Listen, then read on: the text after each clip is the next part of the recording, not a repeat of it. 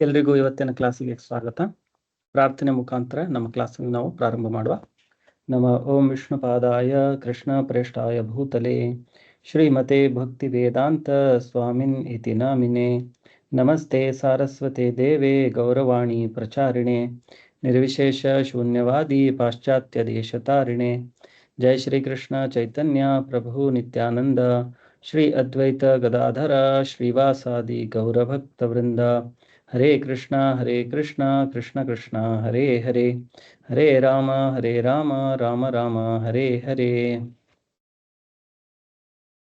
ಹಿಂದಿನ ಕ್ಲಾಸ್ನಲ್ಲಿ ನಾವು ಮೊದಲನೇ ಅಧ್ಯಾಯ ಭಗವದ್ಗೀತೆಯ ಮೊದಲನೇ ಅಧ್ಯಾಯ ಶ್ಲೋಕ 1ರಿಂದ 9 ನೋಡಿದ್ದೇವೆ. ಇವತ್ತು ಶ್ಲೋಕ ನಂಬರ್ 10ರಿಂದ ಮುಂದುವರಿಸುವ. ಶ್ಲೋಕ ನಂಬರ್ 10. ಅಪರ್ಯಾಪ್ತಂ ತದಸ್ಮಾಕಂ ಬಲಂ ಭೀಷ್ಮಾಭಿರಕ್ಷಿತಂ ಪರ್ಯಾಪ್ತಂ ತ್ವಿದಮೇತೇಷಾಂ ಬಲಂ ಭೀಮಾಭಿರಕ್ಷಿತಂ. ಸೊ ಇದು ದುರ್ಯೋಧನ ಹೇಳ್ತಾ ಇರೋದು.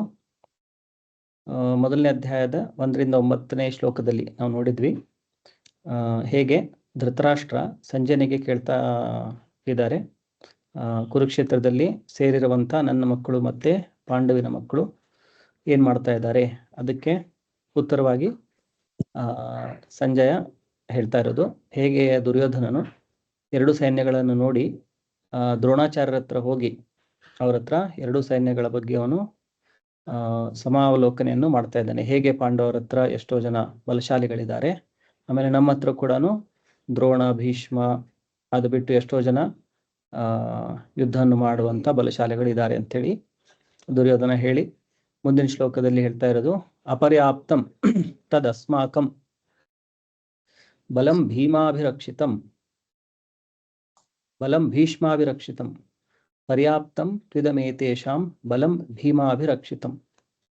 ಸೊ ಇದರದು ಶಬ್ದಾರ್ಥ ಅಪರ್ಯಾಪ್ತಂ ಅಂದ್ರೆ ಅಳೆಯಲಾಗದ, ತತ್ ಅದು, ಅಸ್ಮಾಕಂ ನಮ್ಮ, ಬಲಂ ಬಲವು, ಭೀಷ್ಮ ಪಿತಾಮಹ ಭೀಷ್ಮರಿಂದ ಅಭಿರಕ್ಷಿತಂ ಪರಿಪೂರ್ಣವಾಗಿ ರಕ್ಷಿತವಾಗಿದೆ, ಪರ್ಯಾಪ್ತಂ ಪರಿಮಿತವಾದ, ತು ಆದರೆ, ಇದಂ ಈ ಏತೇಷಾಂ ಪಾಂಡವರ, ಬಲಂ ಬಲವು, ಭೀಮನಿಂದ ಅಭಿರಕ್ಷಿತಂ ಬಹು ಎಚ್ಚರಿಕೆಯಿಂದ ರಕ್ಷಿತವಾಗಿದೆ.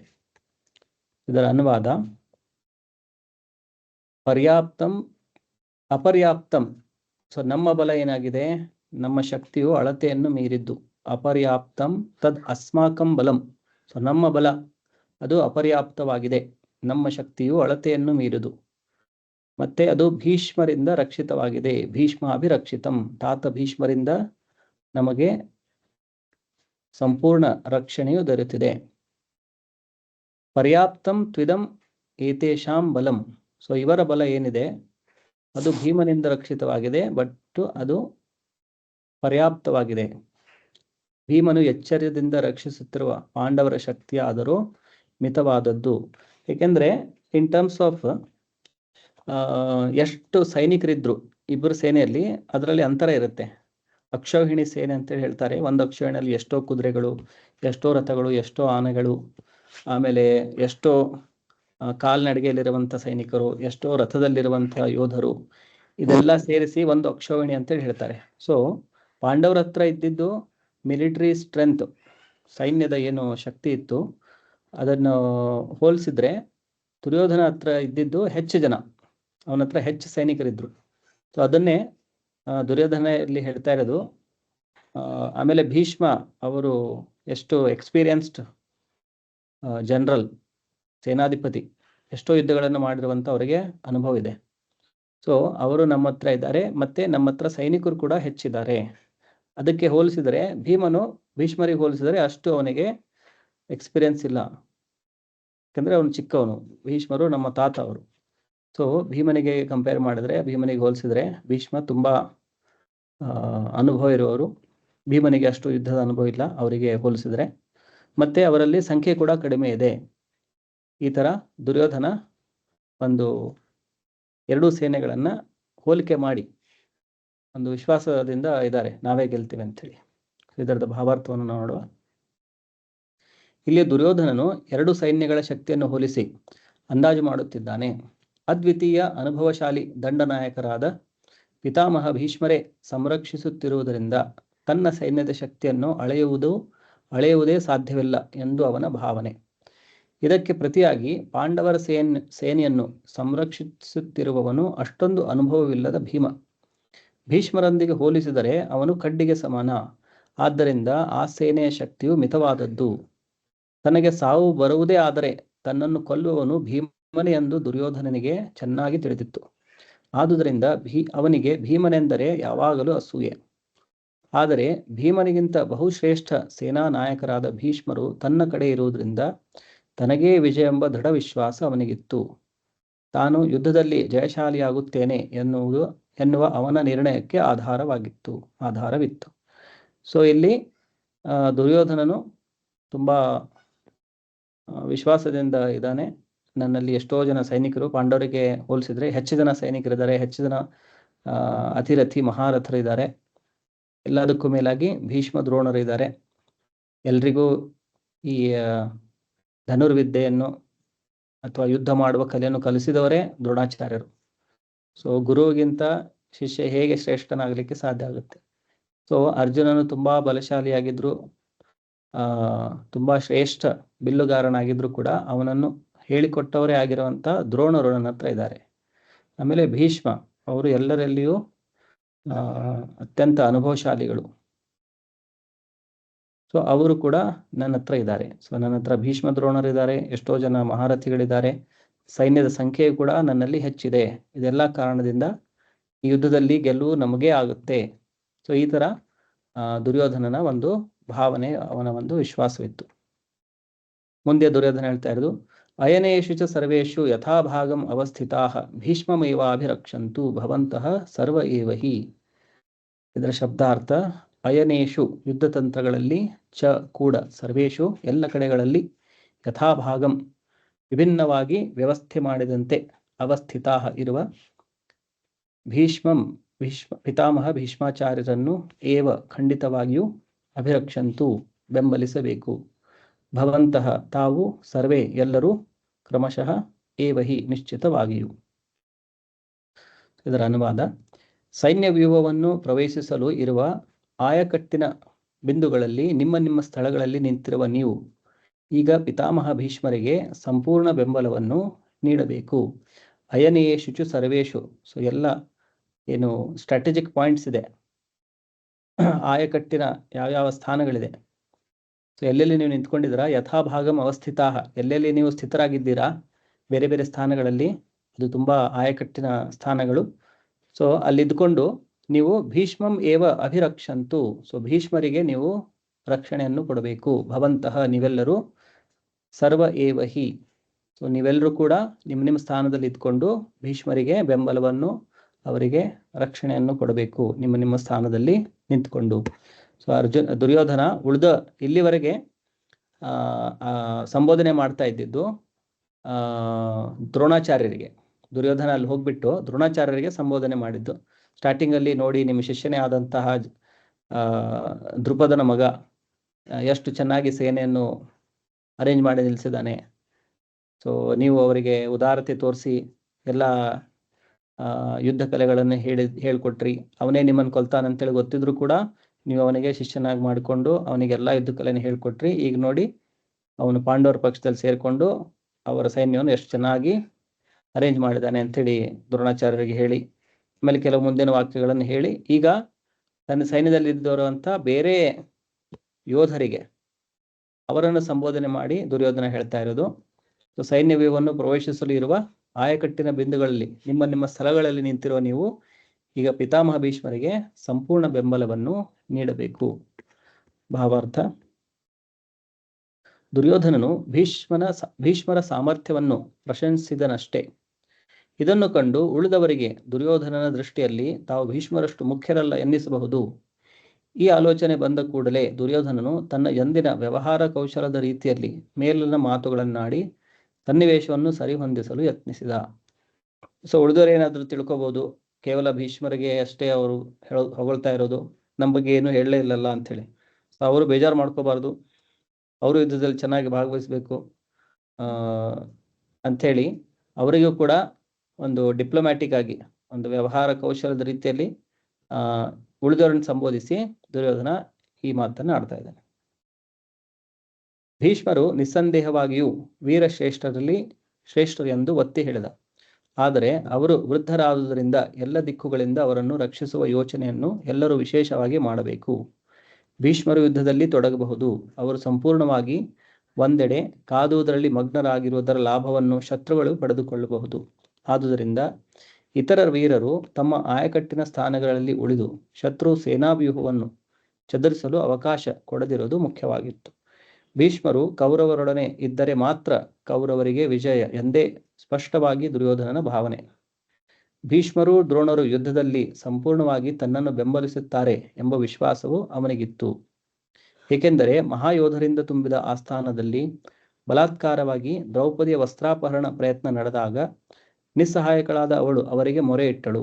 ಆದರೆ ಆಗ ಅವರಿಬ್ಬರೂ ಒಂದು ಮಾತನ್ನು ಆಡಲಿಲ್ಲ. ಈ ಇಬ್ಬರು ಮಹಾನಾಯಕರಿಗೂ ಪಾಂಡವರ ವಿಷಯದಲ್ಲೂ ಒಂದು ಬಗೆಯ ಪ್ರೀತಿ ಇದ್ದಿತ್ತು ಎಂದು ಅವನಿಗೆ ತಿಳಿದಿದ್ದರೂ ಜೂಜಾಟದ ಸಮಯದಲ್ಲಿ ಅವರು ಆ ಪ್ರೀತಿಯನ್ನು ದೂರವಿಟ್ಟ ಹಾಗೆ ಈಗಲೂ ದೂರವಿಡುತ್ತಾರೆ ಎಂದು ಅವನು ಭರವಸೆ ಇಟ್ಟುಕೊಂಡಿದ್ದ. ಸೊ ಇಲ್ಲಿ ದುರ್ಯೋಧನನ ಮನಸ್ಥಿತಿಯ ಬಗ್ಗೆ ಹೇಳಲಾಗಿದೆ. ಹೇಗೆ ಭೀಷ್ಮ ದ್ರೋಣರು ಜೂಜಾಟದ ಸಮಯದಲ್ಲಿ ದ್ರೌಪದಿಯಗೆ ಅವಮಾನ ಮಾಡಲಿಕ್ಕೆ ದುರ್ಯೋಧನ ಮತ್ತೆ ಅವನ ತಮ್ಮಂದಿರು ಅವರೆಲ್ಲ ಪ್ರಯತ್ನ ಪಟ್ಟಾಗ ಭೀಷ್ಮ ದ್ರೋಣರು ಅಲ್ಲಿದ್ರೂ ಕೂಡ ಅವರು ಒಂದು ಮಾತನ್ನು ಆಡಿರಲಿಲ್ಲ. ಸೊ ಅದರಿಂದಾಗಿ ದುರ್ಯೋಧನನಿಗೆ ಒಂಥರ ಇಲ್ಲಿ ಕೂಡ ವಿಶ್ವಾಸ, ಪಾಂಡವರ ಮೇಲೆ ಅವರಿಗೆ ಪ್ರೀತಿ ಇದ್ರೂ ಕೂಡ ಹೇಗೆ ಅವರು ಜೂಜಾಟದ ಸಮಯದಲ್ಲಿ ಹೇಗೆ ಸುಮ್ಮನಿದ್ರು ಅದೇ ತರ ಇಲ್ಲಿ ಯುದ್ಧದಲ್ಲೂ ಕೂಡ ಅವರು ಪಾಂಡವರ ಮೇಲೆ ಪ್ರೀತಿ ಇದ್ರು ಅವರು ನನ್ನ ಪಕ್ಷದಲ್ಲೇ ಇದ್ದಾರೆ ಅಂತೇಳಿ ದುರ್ಯೋಧನಿಗೆ ಒಂದು ತರ ವಿಶ್ವಾಸ ಇತ್ತು. ಸೊ ಆ ವಿಶ್ವಾಸದ ಮೇಲೆ ಅವನು ತುಂಬಾ ಈ ಯುದ್ಧದಲ್ಲಿ ನಾನೇ ಗೆಲ್ಲುತ್ತೇನೆ ಅಂತೇಳಿ ಭಾವಿಸ್ಕೊಂಡಿದ್ದ. ಆಮೇಲೆ ಇಲ್ಲಿ ಭೀಷ್ಮರ ಬಗ್ಗೆ ಹೇಳಲಾಗಿದೆ. ಸೊ ಅವರು ಒಂದು ಕಡೆ ಯುದ್ಧದಲ್ಲಿ ಮಗ್ನರಾದಾಗ ಶತ್ರು ಪಕ್ಷದವರು ಸೇನಾವ್ಯೂಹವನ್ನು ಚದುರಿಸಬಾರದು, ಅದಕ್ಕೆ ನೀವು ನಿಮ್ಮ ಸ್ಥಾನದಲ್ಲಿ ಗಮನವಿಟ್ಟುಕೊಂಡು ಭೀಷ್ಮರಿಗೆ ರಕ್ಷಣೆಯನ್ನು ಕೊಡಬೇಕಂತೇಳಿ ದುರ್ಯೋಧನ ಉಳಿದಿದ್ದೆಲ್ಲ ಯೋಧರಿಗೆ ಹೇಳ್ತಾ ಇದ್ದಾನೆ. ಒಬ್ಬ ರಾಜಕಾರಣಿಯ ತರ ಇಲ್ಲಿ ವ್ಯವಹಾರವನ್ನು ಮಾಡ್ತಾ ಇದೆ ದುರ್ಯೋಧನ. ಮುಂದಿನ ಶ್ಲೋಕ. ತಸ್ಯ ಸಂಜನಯನ್ ಹರ್ಷಂ ಕುರುವೃದ್ಧ ಪಿತಾಮಹ ಸಿಂಹನಾದಂ ವಿನದ್ಯೋಚ್ಚೈ ಶಂಖಂ ದದ್ಮೌ ಪ್ರತಾಪವಾನ್. ಸೊ ಮುಂದೆ ಏನಾಯ್ತಂತೇಳಿ ಸಂಜಯ್ ಹೇಳ್ತಾ ಇರೋದಿಲ್ಲಿ. ತಸ್ಯ ಸಂಜನಯನ್ ಹರ್ಷಂ ಕುರುವೃದ್ಧ ಪಿತಾಮಹ ಸಿಂಹನಾದಂ ವಿನದ್ಯೋಚ್ಚೈ ಶಂಖಂ ದದ್ಮೌ ಪ್ರತಾಪವಾನ್. ಇದರ ಶಬ್ದಾರ್ಥ ತಸ್ಯ ಅವನ, ಸಂಜನಯನ್ ಹೆಚ್ಚಿಸುತ್ತ, ಹರ್ಷಂ ಹರ್ಷವನ್ನು, ಕುರುವೃದ್ಧ ಕುರುಕುಲದ ವೃದ್ಧರಾದ ಭೀಷ್ಮರು, ಪಿತಾಮಹ ಅಜ್ಜ, ಸಿಂಹನಾದಂ ಸಿಂಹನಾದವನ್ನು, ವಿನದ್ಯ ಮೊಳಗಿಸಿ, ಉಚ್ಚೈ ಎತ್ತರದ ಧ್ವನಿಯಲ್ಲಿ, ಶಂಖಂ ಶಂಖವನ್ನು, ದದ್ಮೌ ಊದಿದರು, ಪ್ರತಾಪವಾನ್ ಪ್ರತಾಪವುಳ್ಳ. ಇದರ ಅನುವಾದ. ಕುರುಕುಲ ಪಿತಾಮಹರಾದ ಮತ್ತು ಪ್ರತಾಪಶಾಲಿಗಳಾದ ಭೀಷ್ಮರು ಉಚ್ಚಸ್ವರದಿಂದ ಸಿಂಹನಾದವನ್ನು ಮಾಡಿ ಶಂಖವನ್ನು ಊದಿದರು. ಇದರಿಂದ ದುರ್ಯೋಧನನಿಗೆ ಹರ್ಷವಾಯಿತು. ಸೊ ದುರ್ಯೋಧನ ಅಲ್ಲಿ ಹೋಗಿ ಎಲ್ಲ ಮಾತಾಡ್ತಾ ಇರೋದು, ಎಲ್ಲರ ಜೊತೆ ಮಾತಾಡ್ತಾ ಇರೋದು ಅದನ್ನ ಭೀಷ್ಮರು ನೋಡ್ತಾ ಇದ್ದಾರೆ. ಆಮೇಲೆ ಆ ಸಮಯದಲ್ಲಿ ಭೀಷ್ಮರು ಏನ್ ಮಾಡ್ತಾರೆ, ತಮ್ಮ ಶಂಖವನ್ನು ಸಿಂಹನಾದದ ತರ ಅದನ್ನ ಓದುತ್ತಾರೆ. ಒಂದು ಸಿಂಹ ಗರ್ಜನೆ ಹೇಗೆ ಮಾಡುತ್ತೆ ಅದೇ ತರ ಅವರು ತಮ್ಮ ಶಂಖವನ್ನು ಊದುತ್ತಾರೆ, ಉಚ್ಚಸ್ವರದಿಂದ ಅದನ್ನು ಓದಿಸ್ತಾರೆ. ಆಮೇಲೆ ಇಲ್ಲಿ ಭೀಷ್ಮರನ್ನು ಪ್ರತಾಪಶಾಲಿಗಳಂತೇಳಿ ಹೇಳಲಾಗಿದೆ. ಪ್ರತಾಪವಾನ್ ಮತ್ತೆ ಕುರುವೃದ್ಧ, ಈಗಿದ್ದಂತಹ ಎಲ್ಲಾ ಕುರುವಂಶದವರಲ್ಲಿ ಅವರು ಸೀನಿಯರ್ ಮೋಸ್ಟ್, ಅತ್ಯಂತ ವೃದ್ಧರಾಗಿರೋರು, ಹಿರಿಯರಾದವರು. ಪ್ರತಾಪಶಾಲಿಗಳಾದಂಥ ಭೀಷ್ಮರು ಉಚ್ಚ ಸ್ವರದಿಂದ ಸಿಂಹನಾದವನ್ನು ಮಾಡಿ ಶಂಖವನ್ನು ಊದಿದರು. ಸೊ ಇದರಿಂದ ದುರ್ಯೋಧನನಿಗೆ ಹರ್ಷವಾಗುತ್ತದೆ. ಅವರ ಶಂಖದ ಧ್ವನಿಯನ್ನು ಕೇಳಿ ದುರ್ಯೋಧನನಿಗೆ ಹರ್ಷವಾಯಿತು. ಇದರ ಭಾವಾರ್ಥ. ಕುರುಕುಲ ಪಿತಾಮಹರು ತಮ್ಮ ಮೊಮ್ಮಗ ದುರ್ಯೋಧನನ ಹೃದಯದ ಆಂತರ್ಯವನ್ನು ಅರಿಯಬಲ್ಲವರಾಗಿದ್ದರು. ಅವರಿಗೆ ಅವನಲ್ಲಿ ಕರುಣೆಯುಂಟಾಯಿತು. ಸಿಂಹಸದೃಶರಾದ ಅವರು ತಮ್ಮ ಘನತೆಗೆ ತಕ್ಕಂತೆ ಗಟ್ಟಿಯಾಗಿ ಶಂಖನಾದವನ್ನು ಮಾಡಿ ದುರ್ಯೋಧನನಿಗೆ ಹರ್ಷವನ್ನುಂಟು ಮಾಡಲು ಬಯಸಿದರು. ಅವರ ಶಂಖನಾದ ಸಾಂಕೇತಿಕವಾಗಿತ್ತು. ಪರಮಪ್ರಭು ಶ್ರೀಕೃಷ್ಣನು ಎದುರು ಪಕ್ಷದಲ್ಲಿ ಇರುವುದರಿಂದ ದುರ್ಯೋಧನೆಗೆ ಜಯದ ಸಾಧ್ಯತೆ ಇಲ್ಲ ಎನ್ನುವುದು ಅದು ಪರೋಕ್ಷವಾಗಿ ಸೂಚಿಸಿತು. ಆದರೂ ಯುದ್ಧವನ್ನು ನಿರ್ವಹಿಸುವುದು ಅವರ ಕರ್ತವ್ಯವಾಗಿತ್ತು.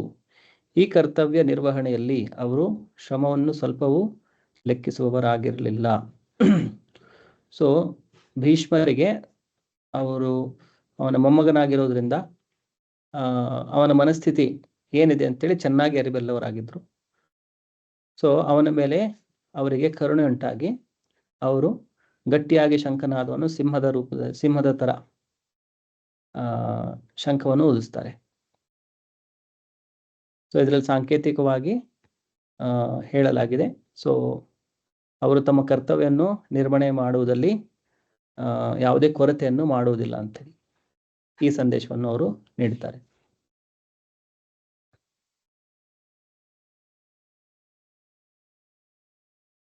ಶ್ಲೋಕ 13.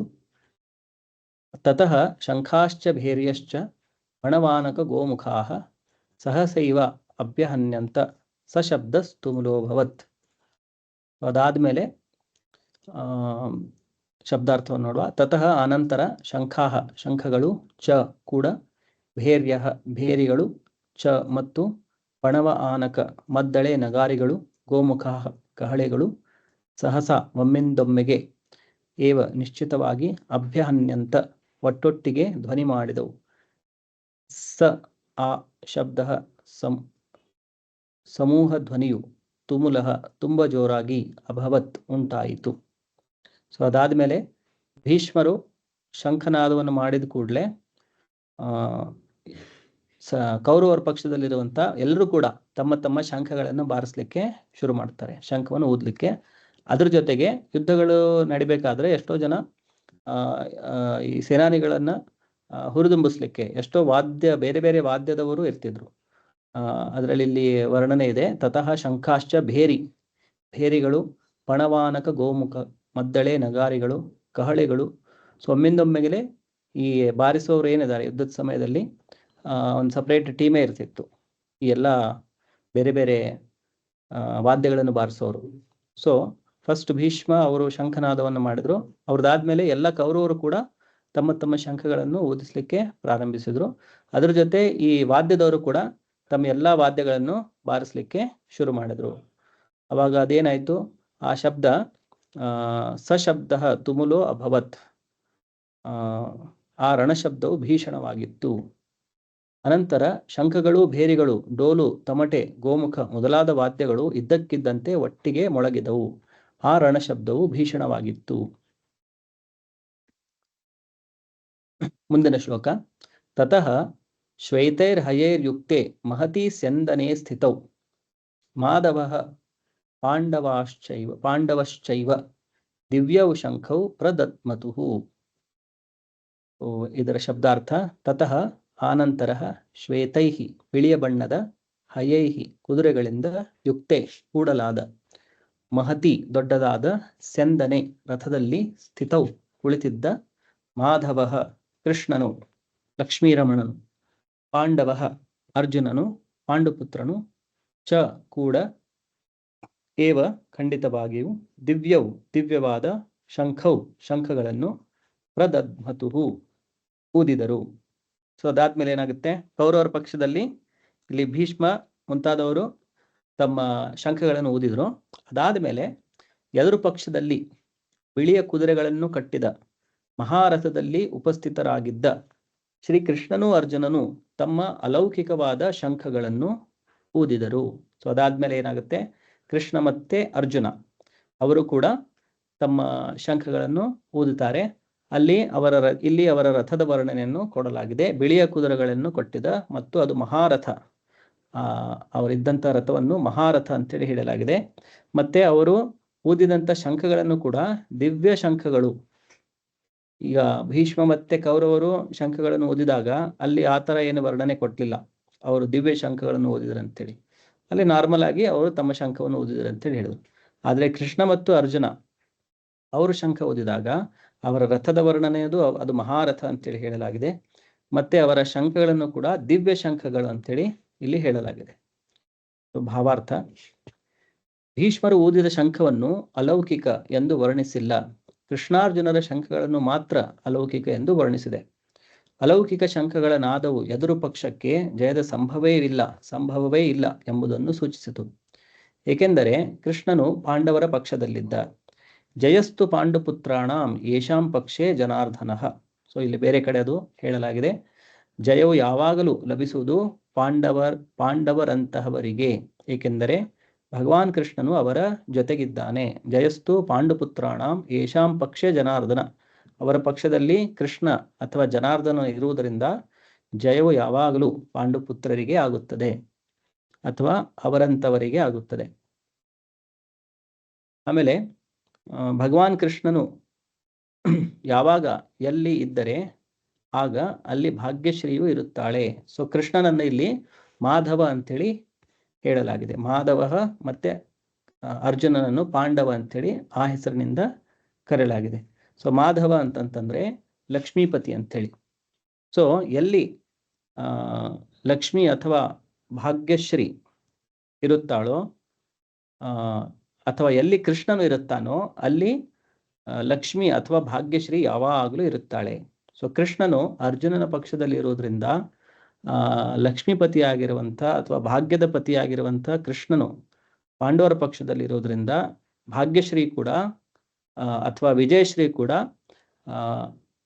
ಪಾಂಡವರ ಪಕ್ಷದಲ್ಲೇ ಇರುತ್ತದೆ. ಏಕೆಂದರೆ ಭಾಗ್ಯಶ್ರೀ ತನ್ನ ಪತಿಯನ್ನು ಬಿಟ್ಟು ಒಬ್ಬಳೇ ಎಂದಿಗೂ ಇರುವುದಿಲ್ಲ. ವಿಷ್ಣು ಅಥವಾ ಶ್ರೀಕೃಷ್ಣನ ಶಂಖದ ಅಲೌಕಿಕ ನಾದವು ಸೂಚಿಸುವಂತೆ ವಿಜಯವೂ ಭಾಗ್ಯವೂ ಅರ್ಜುನನಿಗಾಗಿ ಕಾಯುತ್ತಿವೆ. ಸೊ ಹೇಗೆ ಒಬ್ಬ ಪತ್ನಿಯು ಯಾವಾಗಲೂ ತನ್ನ ಪತಿಯನ್ನು ಬಿಟ್ಟು ಇರುವುದಿಲ್ವೋ ಅದೇ ತರ ಲಕ್ಷ್ಮಿ ಕೂಡ ವಿಷ್ಣುವನ್ನು ಅಥವಾ ಕೃಷ್ಣನನ್ನು ಬಿಟ್ಟು ಇರುವುದಿಲ್ಲ. ಸೊ ಕೃಷ್ಣ ಪಾಂಡವರ ಪಕ್ಷದಲ್ಲಿ ಇರುವುದರಿಂದ ವಿಜಯಶ್ರೀ ಅಥವಾ ಭಾಗ್ಯಶ್ರೀ ಕೂಡ ಅವರ ಪಕ್ಷದಲ್ಲಿಯೇ ಇದೆ. ಅಷ್ಟೇ ಅಲ್ಲದೆ ಈ ಮಿತ್ರರಿಬ್ಬರು ಕುಳಿತಿದ್ದ ರಥವನ್ನು ಅಗ್ನಿಯು ಅರ್ಜುನನಿಗೆ ಉಡುಗೊರೆಯಾಗಿ ಕೊಟ್ಟಿದ್ದ. ಸೊ ಈ ರಥ ಅಗ್ನಿ ದೇವತೆ ಇದು ಅರ್ಜುನನಿಗೆ ಕೊಟ್ಟಿದ್ದು. ಸೊ ತ್ರಿಲೋಕಗಳಲ್ಲಿ ಎಲ್ಲಿಯೇ ಯಾವ ದಿಕ್ಕಿನಲ್ಲೇ ಆದರೂ ಈ ರಥವು ವಿಜಯಿಯಾಗುವುದೆಂಬುದನ್ನು ಇದು ತೋರಿಸುತ್ತದೆ. ಸೊ ಇಲ್ಲಿ ದಿವ್ಯ ಶಂಖಗಳ ವರ್ಣನೆ ಮತ್ತು ಮಹಾರಥದ ವರ್ಣನೆ ಮತ್ತು ಸ್ವಯಂ ಕೃಷ್ಣ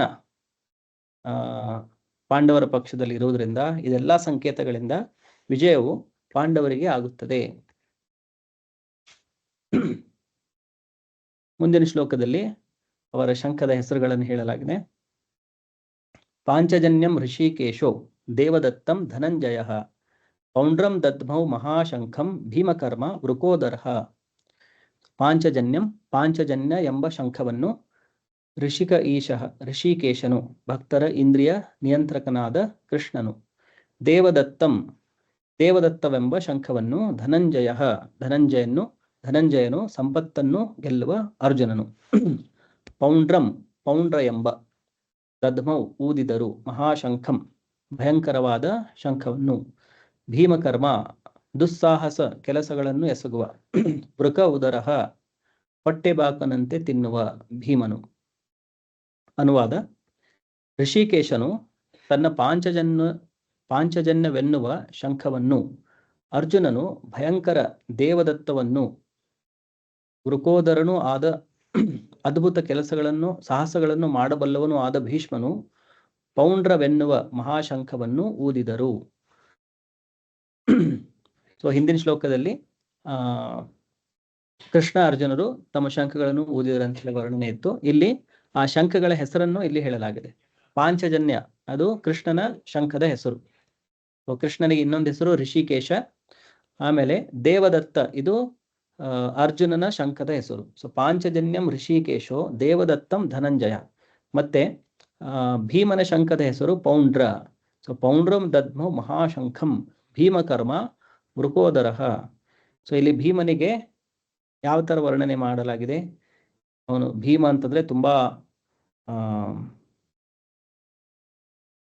ದೊಡ್ಡ ಕೆಲಸಗಳನ್ನು ಮಾಡುವಂಥವನು. ಭೀಮಕರ್ಮಾಹ ತುಂಬಾ ಕಷ್ಟಕರವಾದ, ನಮಗೆ ಕಷ್ಟವೆನಿಸಿದ್ರು ಭೀಮ ಅದನ್ನು ತುಂಬಾ ಸುಲಭವಾಗಿ ಮಾಡಲಿಕ್ಕೆ ಸಾಧ್ಯವಾಗಿತ್ತು. ಸೊ ಭೀಮಕರ್ಮಾಹ.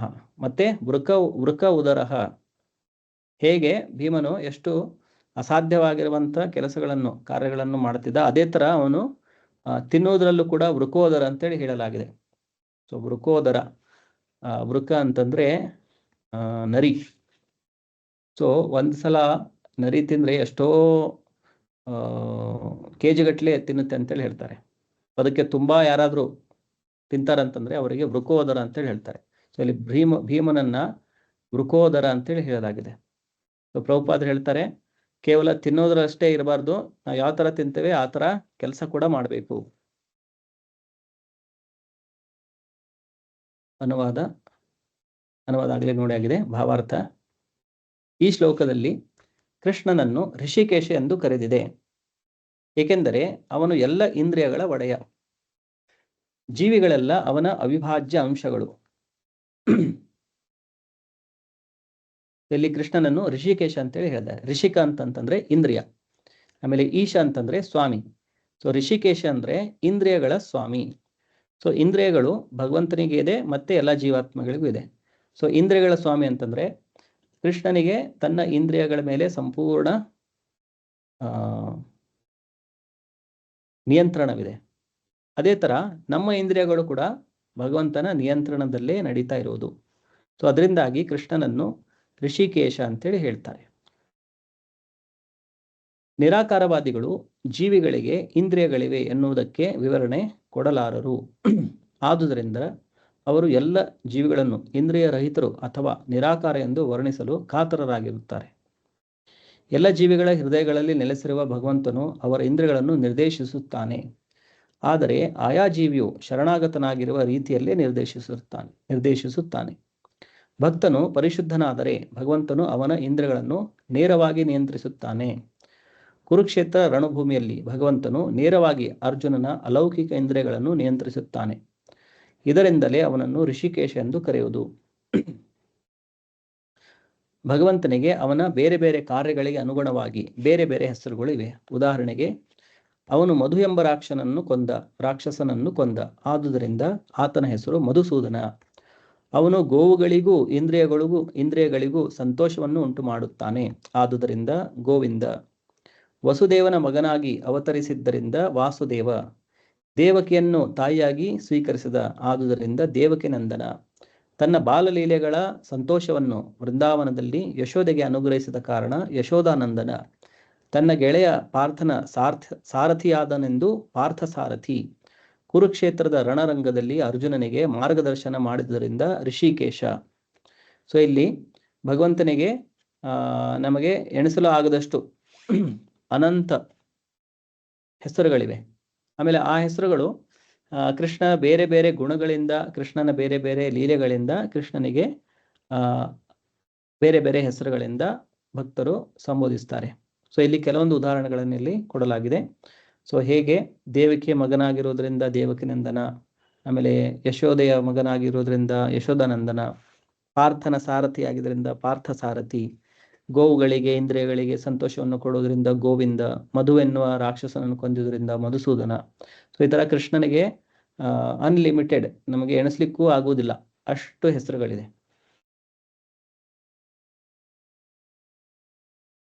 ಇನ್ನೊಂದು ವಿಷಯದಲ್ಲಿ ಹೇಳಿರುವುದು,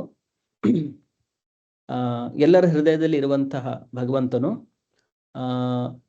ಜೀವಿಗಳ ಇಂದ್ರಿಯಗಳನ್ನು ನಿಯಂತ್ರಿಸುತ್ತಾನೆ.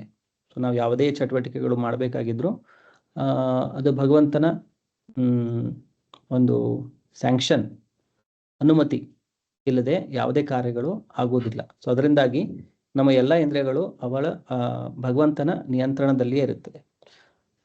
ಆದರೆ ಆ ಇಂದ್ರಿಯಗಳ ನಿಯಂತ್ರಣ ನಮ್ಮ ಕರ್ಮದ ಬೇಸಿಸ್ ಮೇಲೆ, ನಾವು ಯಾವ ಥರ ಕರ್ಮ ಮಾಡಿದ್ದೇವೆ, ಎಷ್ಟು ಪುಣ್ಯ ಕರ್ಮಗಳು, ಎಷ್ಟು ಪಾಪ ಕರ್ಮಗಳು, ಸೊ ಅದರ ಆಧಾರದ ಮೇಲೆ ನಮಗೆ ಇಂದ್ರಿಯ ಶಕ್ತಿ ಅದಕ್ಕೆ ತಕ್ಕಂಗೆ ಸಿಗುತ್ತೆ. ನಮ್ಮ ಬುದ್ಧಿ ಆಗಲಿ, ಅಥವಾ ನಮ್ಮ ಮನಸ್ಸಿನ ಶಕ್ತಿ ಆಗಲಿ, ಅಥವಾ ನಮ್ಮ ಭೌತಿಕ ಇಂದ್ರಿಯಗಳಾಗಿರಲಿ, ಕಿವಿ, ಕಣ್ಣು, ಮೂಗು, ನಾಲಿಗೆ, ಚರ್ಮ, ಸೊ ಎಲ್ಲದಕ್ಕೂ ಒಂದೊಂದು ಕೆಪಾಸಿಟಿ ಇದೆ, ಒಂದೊಂದು ಶಕ್ತಿ ಇದೆ. ಬುದ್ಧಿಗೂ ಒಂದು ಶಕ್ತಿ ಇದೆ, ನಮ್ಮ ಮನಸ್ಸಿಗೂ ಒಂದು ಶಕ್ತಿ ಇದೆ. ನಾವು ನೋಡ್ತೇವೆ ಕೆಲವರಲ್ಲಿ ಹೆಚ್ಚು ಈ ಇಂದ್ರಿಯಗಳಲ್ಲಿ ಶಕ್ತಿ ಇರುತ್ತೆ, ಕೆಲವರಲ್ಲಿ ಶಕ್ತಿ ಕಡಿಮೆ ಇರುತ್ತೆ. ಆಮೇಲೆ ಹೇಗೆ ಶರೀರ ವೃದ್ಧವಾದಂಗೆ ಕೂಡ ಈ ಇಂದ್ರಿಯಗಳ ಶಕ್ತಿ ಕಡಿಮೆ ಆಗ್ತಾ ಬರುತ್ತೆ. ಸೊ ಇದೆಲ್ಲ ಇಂದ್ರಿಯಗಳನ್ನು ನಿಯಂತ್ರಣ ಮಾಡುವವರು ನಮ್ಮ ಕರ್ಮದ ಆಧಾರದ ಮೇಲೆ ಕೃಷ್ಣನು ಅದಕ್ಕೆ ತಕ್ಕ ಹಾಗೆ ಶಕ್ತಿಯನ್ನು ಕೊಡ್ತಾ ಇರ್ತಾನೆ. ಪರಮಾತ್ಮನ ರೂಪದಲ್ಲಿ ಇದ್ಕೊಂಡು. ಆದರೆ ಶುದ್ಧ ಭಕ್ತರ ವಿಚಾರದಲ್ಲಿ ಅವರ ಮೇಲೆ ಕರ್ಮವು ಆಕ್ಟ್ ಮಾಡುವುದಿಲ್ಲ, ಕರ್ಮದ ಪ್ರಭಾವ ಅವರ ಮೇಲೆ ಇರುವುದಿಲ್ಲ. ಯಾಕಂದರೆ ಅವರು ಯಾವುದೇ ಕರ್ಮಗಳನ್ನು ತಮ್ಮ ಇಂದ್ರಿಯಗಳ ತೃಪ್ತಿಯ ಸಲುವಾಗಿ ಮಾಡುವುದಿಲ್ಲ. ಸೊ ಅದಕ್ಕೆ ಅವರ ಯಾವುದೇ ಕರ್ಮಗಳನ್ನು ಅಕರ್ಮ ಅಂತೇಳಿ ಹೇಳ್ತಾರೆ. ಯಾವುದೇ ಅವರು ಕರ್ಮ ಮಾಡಿದರೂ ಕೂಡ ಅದರ ಫಲ ಏನಿದೆ ಅವರ ಭಗವಂತನಿಗೆ ಅರ್ಪಣೆ ಮಾಡೋದ್ರಿಂದ ಅವರು ಕರ್ಮ ಬಂಧನದಲ್ಲಿ ತಮ್ಮನ್ನು ಸಿಕ್ಕಿ ಹಾಕಿಸ್ಕೊಳ್ಳೋದಿಲ್ಲ. ಸೊ ಅದರಿಂದಾಗಿ ಅವರ ಇಂದ್ರಿಯ ಕೂಡ ಅವರ ಕರ್ಮ ಫಲದಿಂದಾಗಿ ಕೆಲಸ ಮಾಡ್ತಾ ಇರೋದಿಲ್ಲ. ಅವರ ಇಂದ್ರಿಯಗಳು ಡೈರೆಕ್ಟ್ ಆಗಿ ಭಗವಂತನ ನಿರ್ದೇಶನದಿಂದಲೇ ಅವರ ಇಂದ್ರಿಯಗಳು ಕೆಲಸ ಮಾಡ್ತಾ ಇರುತ್ತೆ. ಇದು ಶುದ್ಧ ಭಕ್ತರ ವಿಷಯದಲ್ಲಿ. ಸೊ ಅರ್ಜುನನು ಶುದ್ಧ ಭಕ್ತರಾಗಿರೋದ್ರಿಂದ ಈ ಯುದ್ಧದಲ್ಲಿ ಅರ್ಜುನನ ಇಂದ್ರಿಯಗಳು ಡೈರೆಕ್ಟ್ ಆಗಿ ಕೃಷ್ಣನಿಂದನೇ ನಿಯಂತ್ರಿಸಲ್ಪಡ್ತಾ ಇದ್ದೇವೆ. ಅದರಿಂದಾಗಿ ಕೂಡ ಇಲ್ಲಿ ಕೃಷ್ಣನನ್ನು ಋಷಿಕೇಶ ಅಂತೇಳಿ ಕರೆಯಲಾಗಿದೆ. ಆಮೇಲೆ ಇಲ್ಲಿ ಅರ್ಜುನನ ಇಂದ್ರಿಯಗಳನ್ನು ಅಲೌಕಿಕ ಇಂದ್ರಿಯಗಳಂತೇಳಿ ಹೇಳಲಾಗಿದೆ. ಭೌತಿಕ ಇಂದ್ರಿಯಗಳಲ್ಲ, ಅಲೌಕಿಕ ಇಂದ್ರಿಯಗಳು. ಅಲೌಕಿಕ ಅಂತಂತಂದ್ರೆ 3 ಗುಣಗಳ ಪ್ರಭಾವದಲ್ಲಿ ಇಲ್ಲದೆ ಇರೋದು. ಸತ್ವ, ರಜಸ್ತಮ ಈ 3 ಗುಣಗಳ ಪ್ರಭಾವದಲ್ಲಿ ಇಲ್ಲದೆ ಇದ್ದಾಗ ಅದನ್ನ ಅಲೌಕಿಕ ಅಂತೇಳಿ ಹೇಳ್ತಾರೆ, ಅಥವಾ ದಿವ್ಯ ಅಂತೇಳಿ ಹೇಳ್ತಾರೆ. ಸೊ ಅರ್ಜುನನು ಆ ದಿವ್ಯ ಸ್ಥಾನದಲ್ಲಿ ಇರೋದ್ರಿಂದ ಅವನು ರಜೋಗುಣ, ತಮಗುಣ, ಸತ್ವಗುಣ ಈ ಗುಣಗಳ ಪ್ರಭಾವದಲ್ಲಿ ಇಲ್ಲದೆ ದಿವ್ಯವಾದಂತಹ ಸ್ಥಾನದಲ್ಲಿ ಇದ್ದುಕೊಂಡು ತನ್ನ ಅಲೌಕಿಕ ಇಂದ್ರಿಯಗಳಿಂದ ಕೃಷ್ಣನ ಸೇವೆಯನ್ನು ಇಲ್ಲಿ ಮಾಡ್ತಾ ಇರೋದು. ಈ ಶ್ಲೋಕದಲ್ಲಿ ಅರ್ಜುನನನ್ನು ಧನಂಜಯ ಎಂದು ಕರೆಯಲಾಗಿದೆ.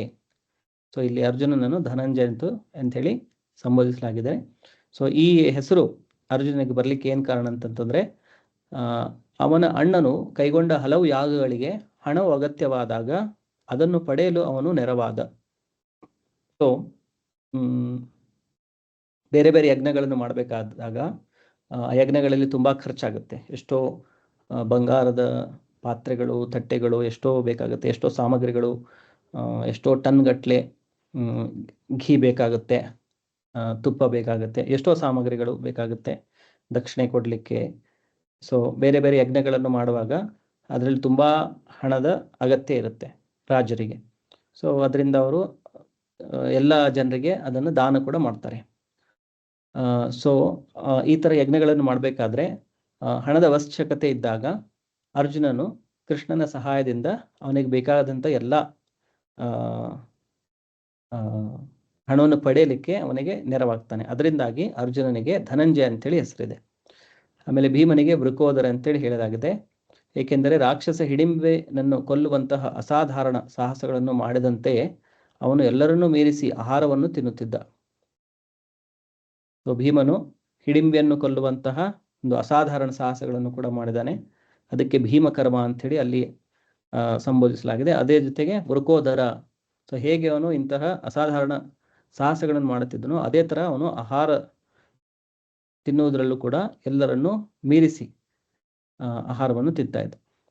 ಭಗವಂತನಿಂದ ಪ್ರಾರಂಭಿಸಿ ಪಾಂಡವ ಸೈನ್ಯದ ನಾಯಕರು ಊದಿದ ಶಂಖಗಳ ನಾದವು ಯೋಧರಿಗೆ ಹುರುಪನ್ನುಂಟು ಮಾಡಿತು. ಅವರ ಎದುರು ಪಕ್ಷದಲ್ಲಿ ಇಂತಹ ಪುಣ್ಯವಿರಲಿಲ್ಲ. ಪರಮ ನಿಯಾಮಕನಾದ ಶ್ರೀಕೃಷ್ಣನು ಅಲ್ಲಿರಲಿಲ್ಲ, ಭಾಗ್ಯಲಕ್ಷ್ಮಿಯೂ ಇರಲಿಲ್ಲ. ಆದುದರಿಂದ ಅವರ ಸೋಲು ಆಗಲೇ ನಿಶ್ಚಯವಾಗಿ ಹೋಗಿತ್ತು. ಶಂಖಗಳ ನಾದವು ಘೋಷಿಸಿದ್ದು ಈ ಸಂದೇಶವನ್ನೇ. ಸೊ ಅವರ ಪಕ್ಷದಲ್ಲಿ, ದುರ್ಯೋಧನನ ಪಕ್ಷದಲ್ಲಿ ಕೃಷ್ಣನೂ ಇಲ್ಲ, ಭಾಗ್ಯಲಕ್ಷ್ಮಿಯೂ ಇಲ್ಲ. ಆದ್ದರಿಂದಾಗಿ ಅವರ ಶಂಖಗಳನ್ನು ದಿವ್ಯ ಶಂಖ ಅಂತೇಳಿ ಹೇಳಲಾಗಿಲ್ಲ. ಅವರ ಸೋಲು ನಿಶ್ಚಯವಾಗಿದೆ ಅಂತೇಳಿ ಈ ಶಂಖಗಳು ಕೂಡ ಘೋಷಿಸಿದವು. ಮುಂದಿನ ಶ್ಲೋಕ.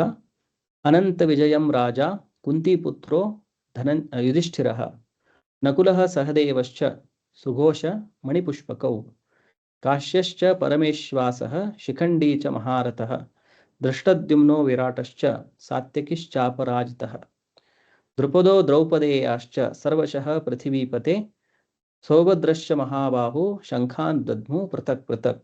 ಸೊ ಇಲ್ಲಿ ಬೇರೆ ಬೇರೆ ಯೋಧರ ಹೆಸರುಗಳನ್ನು ಹೇಳಿ, ಅವರ ಶಂಖಗಳ ಹೆಸರನ್ನು ಹೇಳಿ, ಅವರು ಕೂಡ ಇದೆಲ್ಲ ಪಾಂಡವರ ಪಕ್ಷದಲ್ಲಿದ್ದವರು ತಮ್ಮ ಶಂಖಗಳನ್ನು ಊದಿದರು ಅಂತೇಳಿ ಇಲ್ಲಿ ಹೇಳಲಾಗಿದೆ. ನಾವು ಡೈರೆಕ್ಟ್ ಆಗಿ ಇದರ ಅನುವಾದವನ್ನು ನೋಡುವ. ಕುಂತಿಪುತ್ರನಾದ ಯುಧಿಷ್ಠಿರನು ಅನಂತ ವಿಜಯವೆಂಬ ತನ್ನ ಶಂಖವನ್ನು ಊದಿದನು. ನಕುಲ ಸಹದೇವರು ಸುಘೋಷ ಮತ್ತು ಮಣಿಪುಷ್ಪಕ ಶಂಖಗಳನ್ನು ಊದಿದರು. ಸೊ ಇವರ ಶಂಖಗಳ ಹೆಸರನ್ನು ಹೇಳಲಾಗಿದೆ. ಯುಧಿಷ್ಠಿರನು ಅನಂತ ವಿಜಯವೆಂಬ ಶಂಖವನ್ನು ಊದಿದನು. ನಕುಲ ಮತ್ತು ಸಹದೇವರು ಸುಘೋಷ ಮತ್ತು ಮಣಿಪುಷ್ಪಕ ಎನ್ನುವಂಥ ಶಂಖಗಳನ್ನು ಊದಿದರು. ಅರಸನೇ, ಮಹಾಧನುರ್ಧರಿಯಾದ ಕಾಶಿರಾಜ, ಮಹಾರಥನಾದ ಶಿಖಂಡಿ, ದೃಷ್ಟದ್ಯುಮ್ನ, ವಿರಾಟ, ಅಜೇಯನಾದ ಸಾತ್ಯಕಿ, ದ್ರುಪದ, ದ್ರೌಪದಿಯ ಮಕ್ಕಳು, ಮಹಾಬಾಹುವು ಸುಭದ್ರೆಯ ಮಗನೂ ಆದ ಅಭಿಮನ್ಯು ಎಲ್ಲರೂ ತಮ್ಮ ತಮ್ಮ ಶಂಖಗಳನ್ನು ಊದಿದರು. ಸೊ ಇಲ್ಲಿ ಸಂಜಯ ಧೃತರಾಷ್ಟ್ರನಿಗೆ ಹೇಳ್ತಾ ಇರೋದು ಪಾಂಡವರ ಪಕ್ಷದಲ್ಲಿರುವಂಥ ಬೇರೆ ಬೇರೆ ಹೆಸರುಗಳನ್ನು ತೆಗೆದುಕೊಂಡು ಅದರಲ್ಲಿ ವಿಶೇಷವಾಗಿರುವಂಥವರು ಅಭಿಮನ್ಯು, ದ್ರೌಪದಿಯ ಮಕ್ಕಳು, ದ್ರುಪದ, ಸಾತ್ಯಕಿ, ಶಿಖಂಡಿ, ಕಾಶಿರಾಜ, ದೃಷ್ಟದ್ಯುಮ್ನ, ವಿರಾಟ. ಸೊ ಇವರೆಲ್ಲ ತಮ್ಮ ತಮ್ಮ ಶಂಖಗಳನ್ನು ಊದಿದರು. ಮಹಾಭಾರತ. ಅರಸ ಧೃತರಾಷ್ಟ್ರನು ಪಾಂಡುಪುತ್ರರಿಗೆ ಮೋಸ ಮಾಡಿ ತನ್ನ ಮಕ್ಕಳನ್ನೇ ಸಿಂಹಾಸನದ ಮೇಲೆ ಕೂಡಿಸಲು ಕೈಗೊಂಡ ಅವಿವೇಕದ ನೀತಿಯು ಮೆಚ್ಚುವಂತಹುದಲ್ಲ ಎಂದು ಸಂಜೆಯನ್ನು ಜಾಣ್ಮೆಯಿಂದ ಅವನಿಗೆ ತಿಳಿಸಿದ. ಈ ಮಹಾಸಮರದಲ್ಲಿ ಇಡೀ ಕುರುಕುಲ ನಿರ್ನಾಮವಾಗುತ್ತದೆ ಎಂದು ಆಗಲೇ ಸ್ಪಷ್ಟವಾದ ಸೂಚನೆಗಳಿದ್ದವು. ಪಿತಾಮಹ ಭೀಷ್ಮನಿಂದ ಪ್ರಾರಂಭಿಸಿ ಅಭಿಮನ್ಯು ಮತ್ತಿತರ ಮೊಮ್ಮಕ್ಕಳವರೆಗೂ ಎಲ್ಲರೂ ಮತ್ತು ಜಗತ್ತಿನ ಅನೇಕ ರಾಜ್ಯಗಳ ದೊರೆಗಳು ಅಲ್ಲಿದ್ದರು. ಎಲ್ಲರ ಸಾವು ಖಚಿತವಾಗಿತ್ತು. ಈ ಭೀಕರ ವಿಪತ್ತಿಗೆ ರಾಜ ಧೃತರಾಷ್ಟ್ರನೇ ಕಾರಣ, ಏಕೆಂದರೆ ಅವನು ತನ್ನ ಮಕ್ಕಳು ಅನುಸರಿಸಿದ ನೀತಿಗೆ ಬೆಂಬಲ ನೀಡಿದ. ಸೊ ಇಲ್ಲಿ ಸಂಜಯನು ಜಾಣ್ಮೆಯಿಂದ ಎಲ್ಲ ಕುರುವಂಶದವರ ಹೆಸರುಗಳನ್ನು ತಗೊಳ್ತಾ ಇವರೆಲ್ಲರೂ ಈ ಯುದ್ಧದಲ್ಲಿ ಇದ್ದಾರೆ ಅಂತೇಳಿ ಧೃತರಾಷ್ಟ್ರನಿಗೆ ಹೇಳ್ತಾ ಇದ್ದಾನೆ. ಅಂದರೆ ಈ ಯುದ್ಧದಲ್ಲಿ ಎಲ್ಲರೂ ಕೂಡ ಸಾವನ್ನು ಒಪ್ಪುವವರಿದ್ದಾರೆ. ಅಂದರೆ ಇಡೀ ಕುರುವಂಶವೇ ಇಲ್ಲಿ ನಾಶವಾಗುವ ಹಾಗಿದೆ. ಪಿತಾಮಹರಾಗಿದ್ದ ಭೀಷ್ಮರಿಂದ ಹಿಡಿದು ಮೊಮ್ಮಕ್ಕಳು, ಅವರ ಮಕ್ಕಳು ಆಗಿದ್ದಂತಹ ಅಭಿಮನ್ಯು ಅಲ್ಲಿವರೆಗೆ ಎಲ್ಲರೂ ಯುದ್ಧದಲ್ಲಿ ಭಾಗವಹಿಸ್ತಾ ಇದ್ದಾರೆ. ಆಮೇಲೆ ಎಲ್ಲ ಭೀಕರ ವಿಪತ್ತಿಗೆ ಧೃತರಾಷ್ಟ್ರನೇ ಕಾರಣ, ಏಕೆಂದರೆ ಅವನು ತನ್ನ ಮಕ್ಕಳನ್ನು ಹತೋಟಿಯಲ್ಲಿ ಇಟ್ಕೊಳ್ಳಲಿಲ್ಲ. ಅವ್ರು ಏನೇ ಮಾಡಿದ್ರು ಅದಕ್ಕೆ ಬೆಂಬಲ ಕೊಡ್ತಾ ಇದ್ದ. ಸೊ ಇದರಿಂದಾಗಿ ಇಡೀ ಕುರುಕುಲವೇ ನಿರ್ನಾಮವಾಗುವಂಥ ಈಗ ಪರಿಸ್ಥಿತಿ ಬಂದಿದೆ. ಸೊ ಇದನ್ನು ಕೂಡ ಸಂಜಯ ಇಂಡೈರೆಕ್ಟ್ ಆಗಿ ಧೃತರಾಷ್ಟ್ರನಿಗೆ ಹೇಳ್ತಾ ಇರೋದು. ಮುಂದಿನ ಶ್ಲೋಕ ನಂಬರ್ 19. ಸಘೋಷೋ ಧಾರ್ತರಾಷ್ಟ್ರಾಣ ಹೃದಯಾನಿ ವ್ಯದಾರಯತ್ ನವಶ್ಚ ಪೃಥ್ವೀಂ ಚೈವ ತುಮುಲೋ ಅಭ್ಯನುನಾದಯನ್. ಸಘೋಷಃ ಆ ಧ್ವನಿಸ್ಪಂದನವು ಧಾರ್ತರಾಷ್ಟ್ರಾಣಾಂ ಧೃತರಾಷ್ಟ್ರನ ಮಕ್ಕಳ ಹೃದಯಾನಿ ಹೃದಯಗಳನ್ನು ವ್ಯದಾರಯತ್ ಭೇದಿಸಿತು. ನವಃ ಆಕಾಶವನ್ನು, ಚ ಕೂಡ, ಪೃಥಿವೀಂ ಭೂಮಿಯ ಮೇಲ್ಭಾಗವನ್ನು, ಚ ಸಹ ಏವ ಖಂಡಿತವಾಗಿಯೂ, ತುಮುಲಃ ಕೋಲಾಹಲವು, ಅಭ್ಯನುನಾದಯನ್ ಮೊಳಗಿಸುತ್ತ. ಇದರ ಅನುವಾದ. ಸೊ ಪಾಂಡವರು ಕೃಷ್ಣ ಮತ್ತು ಅರ್ಜುನ ಅವರಿಂದ ಪ್ರಾರಂಭವಾಗಿ ಉಳಿದಿದ್ದ ಪಾಂಡವರು ಮತ್ತೆ ಅವರ ಜೊತೆ ಇದ್ದಂಥ ಬೇರೆ ಬೇರೆ ರಾಜರು, ಆಮೇಲೆ ಪಾಂಡವರ ಮಕ್ಕಳು ಅಭಿಮನ್ಯು ಮತ್ತೆ ಬೇರೆ ಬೇರೆ ರಾಜರನ್ನೆಲ್ಲ ಹೇಳಲಾಗಿದೆ, ಅವರೆಲ್ಲ ಸೇರಿ ತಮ್ಮ ಶಂಖಗಳನ್ನು ಊದಲಿಕ್ಕೆ ಪ್ರಾರಂಭಿಸಿದರು. ಸೊ ಈ ಶಂಖಗಳ ನಾದದಿಂದ ತುಮುಲ ಉಂಟಾಯಿತು. ಭೂಮಿ ಮತ್ತು ಆಕಾಶಗಳಲ್ಲಿ ಪ್ರತಿಧ್ವನಿಯನ್ನು ಮಾಡುತ್ತಾ ಅದು ಕೌರವರ ಹೃದಯಗಳನ್ನು ಚೂರು ಚೂರು ಮಾಡಿತು. ಸೊ ಈ ಪಾಂಡವರು ಏನು ಶಂಖವನ್ನು ಊದಿದ್ರು ಅದರದ್ದು ಇಲ್ಲಿ ಡಿಸ್ಕ್ರಿಪ್ಷನ್ ಕೊಡಲಾಗಿದೆ, ಅದರ ವಿವರಣೆ ಕೊಡಲಾಗಿದೆ. ಕೌರವರು ಶಂಖವನ್ನು ಊದಿದಾಗ ಪಾಂಡವರ ಪಕ್ಷದಲ್ಲಿ ಅವರ ಹೃದಯದಲ್ಲಿ ಆಘಾತವಾಯಿತು ಅಂತೇಳಿ ಹೇಳಲಿಲ್ಲ. ಆದರೆ ಪಾಂಡವರು ಯಾವಾಗ ಶಂಖವನ್ನು ಊದಲಿಕ್ಕೆ ಪ್ರಾರಂಭಿಸಿದ್ರು, ಕೃಷ್ಣ ಅರ್ಜುನನ ಪ್ರಾರಂಭಿಸಿ ಅದರ ಶಬ್ದ ಭೂಮಿ ಮತ್ತು ಆಕಾಶಗಳಲ್ಲಿ ಪ್ರತಿಧ್ವನಿಸಲಿಕ್ಕೆ ಪ್ರಾರಂಭವಾಯಿತು. ಮತ್ತೆ ಆ ಕೌರವರ ಹೃದಯ ಕೂಡ ಚೂರು ಚೂರಾಗಿ ಅದನ್ನು ಮಾಡಿತು. ಅವರು ತುಂಬಾ ಆಘಾತಕ್ಕೆ ಒಳಗಾದ್ರಂತೇಳಿ. ಅಂದರೆ ಅವರು ಅಷ್ಟು ಕಾನ್ಫಿಡೆನ್ಸ್ ಆಗಿ, ವಿಶ್ವಾಸದಿಂದ ಮತ್ತು ದಿವ್ಯ ಧ್ವನಿಯಲ್ಲಿ ಎಲ್ಲರೂ ಕೂಡ ತಮ್ಮ ಶಂಖಗಳನ್ನು ಊದಿಸಿದ್ದಾರೆ. ಯಾಕಂದ್ರೆ ಅಲ್ಲಿ ಕೃಷ್ಣನಿರೋದ್ರಿಂದ ಅವರಲ್ಲಿ ವಿಶ್ವಾಸವೂ ಕೂಡ ಅಷ್ಟಿತ್ತು. ಭಾವಾರ್ಥ. ದುರ್ಯೋಧನನ ಪಕ್ಷದಲ್ಲಿದ್ದ ಭೀಷ್ಮರು ಮತ್ತಿತರರು ತಮ್ಮ ಶಂಖಗಳನ್ನು ಊದಿದಾಗ ಪಾಂಡವರ ಹೃದಯಗಳು ಬಿರಿಯಲಿಲ್ಲ. ಅಂತಹ ಘಟನೆಗಳನ್ನು ಇಲ್ಲಿ ಪ್ರಸ್ತಾಪಿಸಿಲ್ಲ. ಆದರೆ ಇಲ್ಲಿ ಪಾಂಡವ ಪಕ್ಷದವರ ಸದ್ದುಗಳ ಪ್ರತಿಧ್ವನಿಯಿಂದ ಧೃತರಾಷ್ಟ್ರನ ಮಕ್ಕಳ ಹೃದಯಗಳು ನುಚ್ಚು ನೂರಾದವೆಂದು ಹೇಳಿದೆ. ಇದಕ್ಕೆ ಕಾರಣ ಪಾಂಡವರು ಮತ್ತು ಕೃಷ್ಣನಲ್ಲಿ ಅವರಿಗಿದ್ದ ವಿಶ್ವಾಸ. ದೇವಾದಿದೇವನಲ್ಲಿ ಆಶ್ರಯ ಪಡೆದವನು ಅತ್ಯಂತ ಘೋರ ಅನಾಹುತದ ನಡುವೆಯೂ ಹೆದರುವ ಅಗತ್ಯವೇ ಇಲ್ಲ. ಸೊ ಇಲ್ಲಿ ಹೇಗೆ ಅವರಲ್ಲಿ ಸಂಖ್ಯೆ ಕಡಿಮೆ ಇದ್ರೂ ಕೂಡ ಅವರು ಕೃಷ್ಣನೇ ತಮ್ಮ ಜೊತೆಯಲ್ಲಿರೋದ್ರಿಂದ ಅವರಲ್ಲಿ ಸಂಪೂರ್ಣ ವಿಶ್ವಾಸ ಇತ್ತು ಕೃಷ್ಣನಲ್ಲಿ. ಸೊ ಅದರಿಂದಾಗಿ ಎಂತಹ ಘೋರ ಅನಾಹುತದ ನಡುವೆಯೂ ಕೂಡ ಭಗವಂತನಲ್ಲಿ ಆಶ್ರಯ ಪಡೆದವನು ಹೆದರುವ ಅಗತ್ಯವೇ ಇಲ್ಲ ಅಂಥೇಳಿ ಇಲ್ಲಿ ಹೇಳಲಾಗಿದೆ. ಸೊ ಇಲ್ಲಿವರೆಗೆ ನಾವು ಮೊದಲನೇ ಅಧ್ಯಾಯದ ಶ್ಲೋಕ 19 ಇಲ್ಲಿವರೆಗೂ ನಾವು ಇದನ್ನು ನೋಡಿದ್ದೇವೆ. ಸೊ ಇವತ್ತಿನ ಸಮಯ ಆಗಿದೆ, ಮತ್ತೆ ನಾವು ನೆಕ್ಸ್ಟ್ ಕ್ಲಾಸಲ್ಲಿ ನೋಡುವ. ಈಗ ಏನಾದರೂ ಪ್ರಶ್ನೆಗಳಿದ್ರೆ ನಾವು ಅದನ್ನು ತಗೋಬಹುದು. ಏನಾದರೂ ಪ್ರಶ್ನೆಗಳಿದ್ರೆ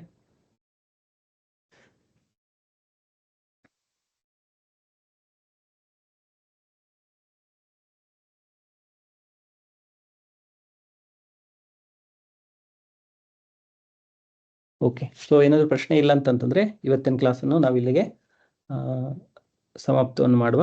ಮತ್ತೆ ನಾವು ಮುಂದಿನ ಭಾನುವಾರ ನಮ್ಮ ಕ್ಲಾಸನ್ನು ಮುಂದುವರಿಸುವ. ಶ್ರೀಲ ಪ್ರಭುಪಾದ ಕಿ ಹರೇ ಕೃಷ್ಣ. ಜೈ.